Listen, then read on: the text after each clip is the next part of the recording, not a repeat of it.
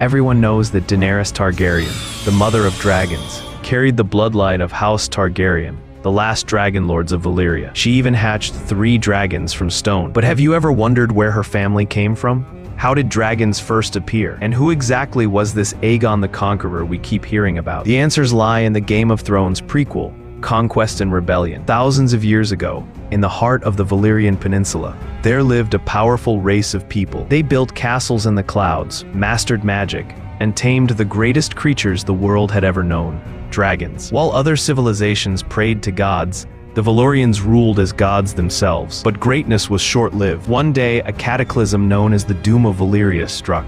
Volcanoes erupted, the land split open, fire rained from the sky, and even the dragons were burned alive. Within mere hours, the greatest city in history was reduced to ashes. Only one noble house survived, House Targaryen.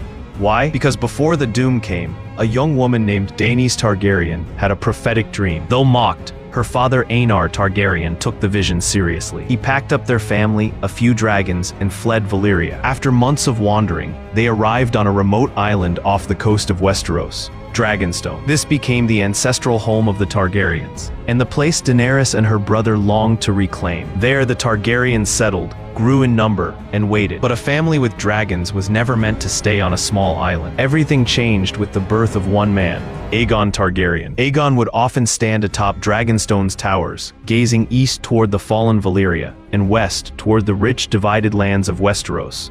7 kingdoms, always at war, ripe for conquest.